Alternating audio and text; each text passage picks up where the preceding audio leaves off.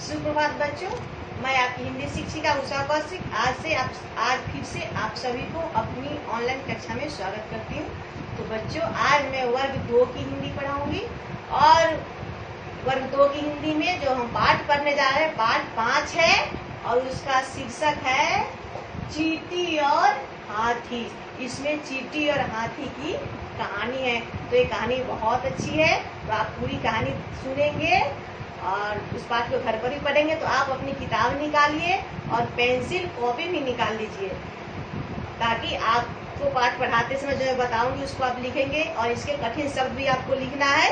तो आप तैयार हो गए कॉपी लेकर के, किताब लेकर के? तो चलिए, तो हम पढ़ेंगे हाथी और चींटी, यानी कि हाथी और चींटी की कहानी है जो बहुत अच्छी है। हाथी जो होता है वो क्या होता है, बहुत शक्तिशाली होता है, और चींटी जो होती है वो छोटी होती है। इसमें कहानी में जो अंत में जो हम पढ़ेंगे कहानी के अंदर, उसमें हाथी जो है वो चींटी को क्या करता है, परेशान करता रहता है। वो अपने आप को, हाथी जो है बहुत बड़ा अपने आप को ताकतवर समझता है और वो चींटी को क्या करता है, अपने पैर तले कुचल देता है। इससे जो चींटी जो सब थी वो बहुत परेशान थी। और हाथी चींटी की जो रानी थी, रानी चींटी, वो हाथी को समझाना चाहिए, तो हाथी जो था वो नहीं समझा। वो बोला कि तुम चुप रहो, तुम बहुत छोटी हो, तुम मेरे सामने कुछ नहीं, मैं तुम्हें अपने पैरों तले कुचल के मार डालूंगा। फिर रानी चींटी सोचती कि चलो हाथी को कैसे सबक सिखाओ, और वो उसको सबक सिखाने के तकरीब उपाय सोचती है और हाथी को सबक सिखाती है। तो पाठ पढ़ाने से पहले आप यहाँ के शब्दों का देख लेते हैं। पहले कुछ कठिन शब्द काट में लिखी हूँ, तो आप अपनी कॉपी में इसको लिखेंगे। भोजन खाना, या का शब्दों काट इसी तरह से कॉपी में लिखेंगे, फिर लिखेंगे भोजन खाना। अन्य दूसरी दूसरा कोई और।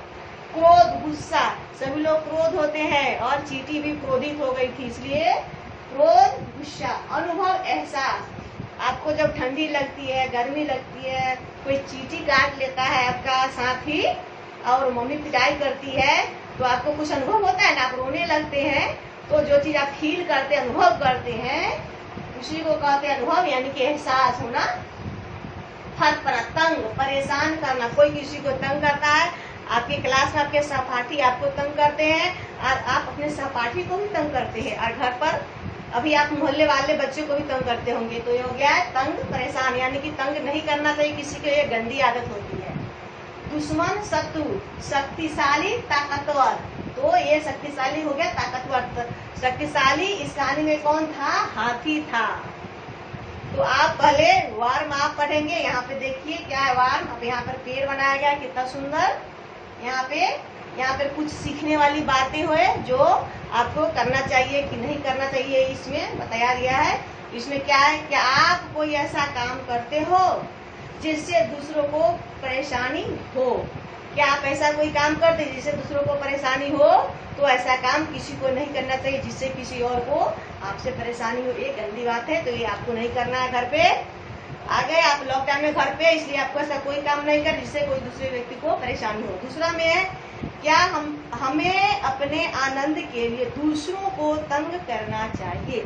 तो नहीं, हम अपना मजा लेने के लिए, अपनी खुशी के लिए कभी भी दूसरों को तंग नहीं करना चाहिए। तीसरा, क्या छोटा और कमजोर भी ताकतवर को सबक सिखा सकता है? हाँ, अगर छोटा है, कोई भी व्यक्ति छोटा है या फिर कोई जानवर है, कोई वो छोटा भी रहता है, अगर वो समूह बना लेता है, 10-5 आदमी मिल जाता है, तो वो बहुत बड़े से बड़े शक्तिशाली चीज को भी, शक्तिशाली व्यक्ति को भी वो सबक सिखा सकता है, क्योंकि संगठन में बहुत बड़ी ताकत होती है।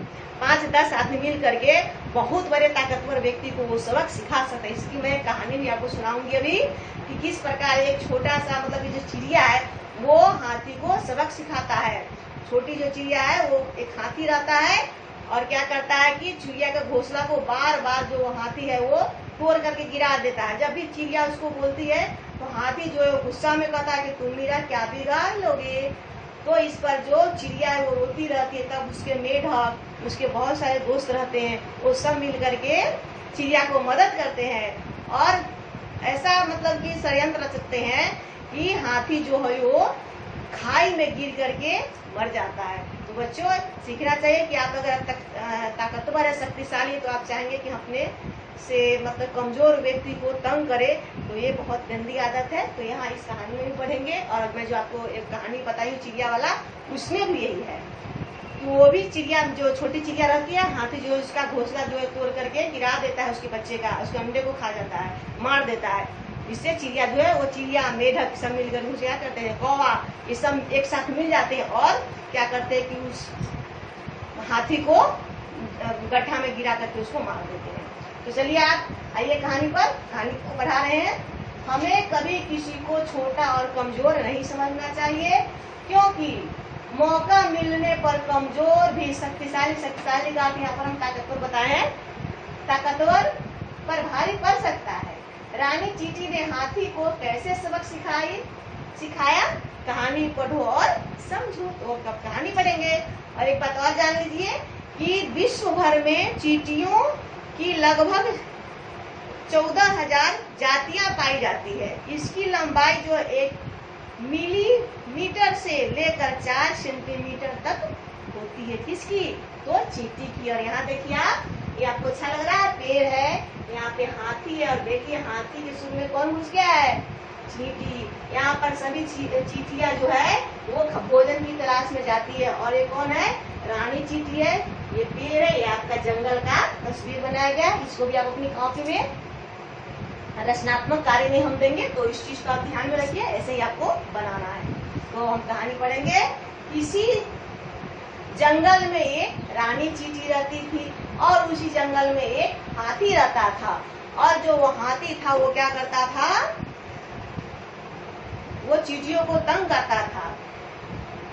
वह सुबह जो क्या था, चींटी जो रानी चींटी जी थी, वो अपने सारे चींटियों के साथ, अपने प्रजा के साथ वो भोजन की तलाश में, यानी कि तलाश का अर्थ होता है खोज, तलाश, भोजन की तलाश में, इसको लिखिए, तलाश का अर्थ होता है खोज। आप अपनी कॉपी में इसको लिखेंगे वीडियो को रोक करके।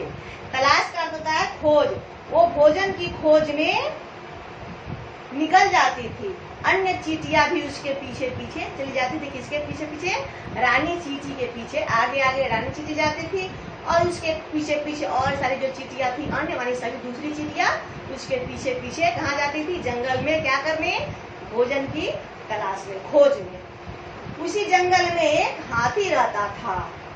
वह बहुत शरारती था। हाथी जो था क्या था, वो बहुत ही शरारती था। उसको दूसरे को तंग करने में क्या रहता था, उसको मजा आ जाता था। वह दिन भर इधर उधर घूमता रहता था। कौन? हाथी जो था दिन भर इधर उधर क्या करता था? घूमता रहता था। पेड़ पौधों को तोड़ता, कभी पेड़ पौधों को तोड़ता, कभी जानवरों को तंग करता। ये शरारती तो बच्चा भी होता है जो शरारत हमेशा करता रहता है, किसी को तंग करना, किसी का सामान छीन लेना, किसी को मार देना। उसी तरह से वो हाथी था जो शैतान था, जो सबको तंग करता रहता था और जंगलों को तोड़ता रहता था, जानवरों को तंग करता रहता था।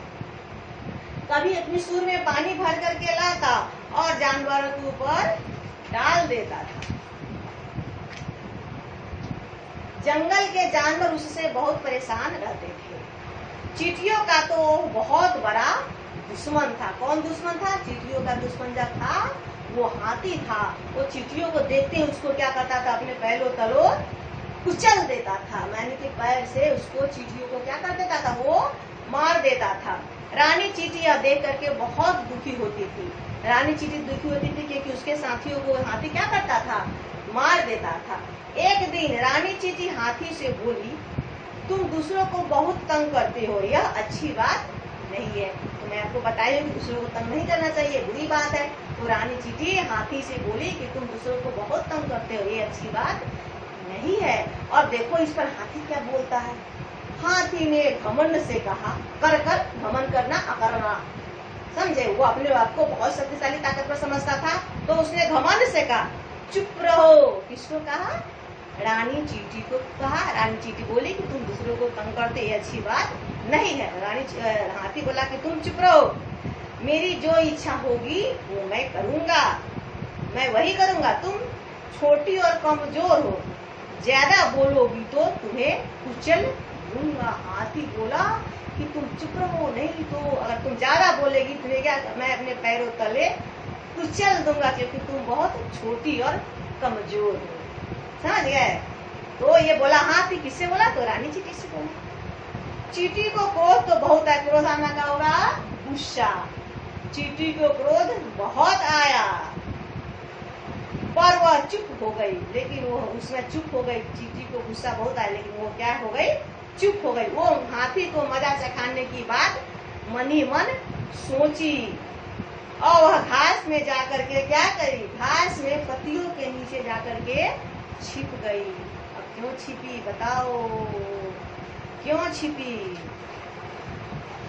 हाथी घूमते घूमते वहां आया तो चींटी चुपके से उसकी सूर में घुस गई और काटने लगी। किसके सूर में घुसी? देखो देखो यहाँ पे चींटी जो है हाथी के सूर में चुपके से झाड़ियों के बीच में छुपी थी और चुपके से हाथी के सूर में घुस गई और क्या करने लगी?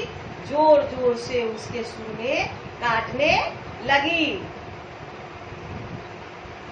चींटी ने हाथी की सूर में जगह जगह काट लिया।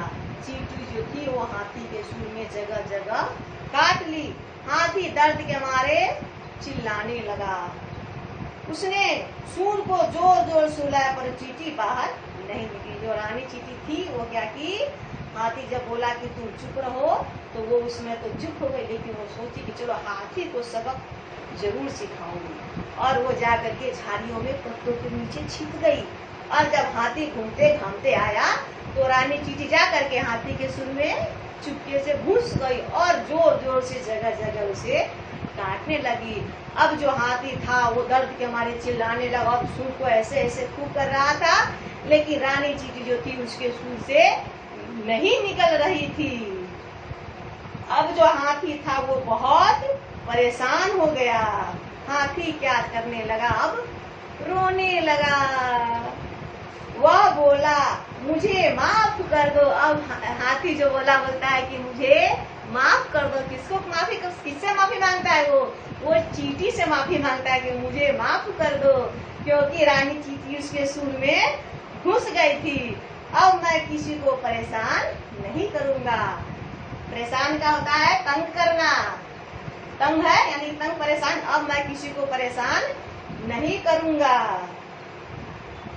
चींटी दयालु थी। चींटी जो थी उसको वो दयालु थी। वो सूर से बाहर आ गई। चींटी किसके सूर से? चींटी को दया किस पर आ गया बताओ? तो चींटी को दया हाथी पर आ गया और चींटी जो थी उसके सूर से बाहर निकल गई। किसके सूर से? हाथी के सूर से। चींटी बाहर आ गई और हाथी से बोली कि किसी को अपने से छोटा मत समझना, नहीं तो किसी को अपने से छोटा और कमजोर नहीं समझना चाहिए। हाथी को अपने गलती का अनुभव हो गया, यानी कि एहसास हो गया कि वो हमेशा क्या करता था? वो गलती करता था। उसने चींटी से माफी मांगी और फिर कभी हाथी ने किसी को नहीं सताया। तो हाथी जो था वो चींटी से क्या कर लिया? माफी मांग लिया। उसके बाद फिर वो जीवन में किसी अन्य दूसरे छोटे जानवरों को नहीं सताया। तो बच्चों, हर कहानी की कोई न कोई शिक्षा होती थी। इस कहानी से आपको क्या शिक्षा मिली? कि अपने से छोटों को तंग नहीं करना चाहिए, किसी को कमजोर नहीं समझना चाहिए और अपने आप को बहुत बड़ा ताकतवर नहीं समझना चाहिए। समझ गए? तो इसी तरह इसी कहानी इसके साथ मैं अपनी कहानी को समाप्त करूंगी।